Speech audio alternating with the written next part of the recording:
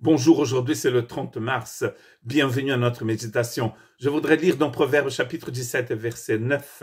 Celui qui couvre une faute cherche l'amour et celui qui la rappelle dans ses discours divise les amis. Proverbe va nous donner une clé très importante pour que nous puissions être des amis fidèles, des amis agréables. Nous allons lire deux textes de Proverbes qui vont nous parler justement de cela.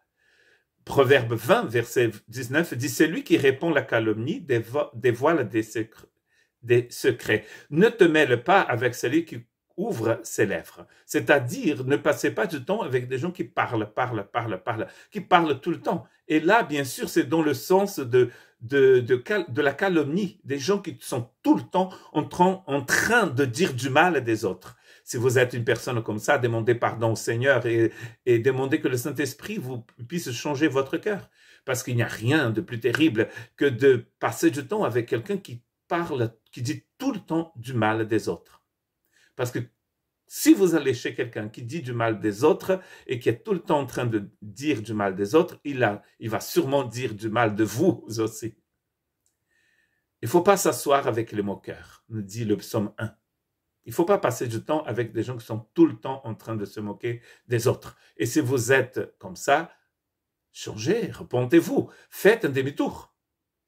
Proverbe 26, verset 20 à 22 dit « Faute de bois, le feu s'éteint. Faute de bois, le feu s'éteint. » Si vous ne nourrissez pas le feu, si vous ne mettez pas de bois dans la cheminée, le feu va s'éteindre.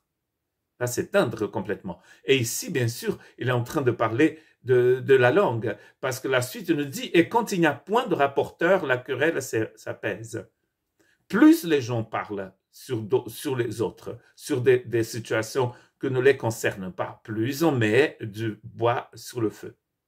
Le charbon produit un brasier, et le bois du feu. Ainsi, un homme querelleur échauffe une dispute.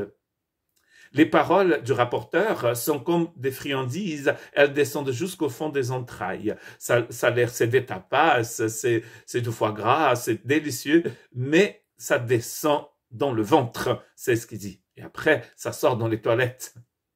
C'est ce que ça veut dire. C'est très cru, n'est-ce pas? C'est des paroles, on parle, on dit du mal de tout le monde et ça a l'air excitant, n'est-ce pas? Oh waouh, c'est délicieux d'entendre ces choses, mais ça descend dans les entrailles, il dit. Voilà, c'est pour cela qu'il faut fuir ce genre de choses. L'amour de Dieu est très différent de tout cela. Nous avons déjà lu ce texte de 1 Corinthiens 13, versets 4 à 7, mais nous allons le relire. Relisez 1 Corinthiens 13, ça va vous aider aussi à développer des amitiés incroyablement sincères et bien. Parce que nourris, pas de bavardage, mais par l'amour de Dieu. L'amour est patient, il est plein de bonté, l'amour est bon, en fait. Ça, c'est la clé. L'amour est rempli de bonté. L'amour ne veut pas le mal des autres. L'amour n'est point envieux, dit le texte. L'amour ne se vante point, il ne s'enfle point d'orgueil, il ne fait rien de malhonnête, il ne cherche point son intérêt, il ne s'irrite point, il ne soupçonne point le mal, il ne se réjouit point de l'injustice, mais il se réjouit de la vérité. L'amour excuse tout, il croit tout, il espère tout, il supporte tout. Ça, c'est l'amour de Dieu, c'est vrai, c'est du surnaturel. Mais si vous marchez sur un chemin de perdition, si vous marchez sur un chemin où vous utilisez votre langue pour faire du mal aux autres, convertissez-vous et marchez sur le chemin de l'amour de Dieu. Que Dieu vous bénisse.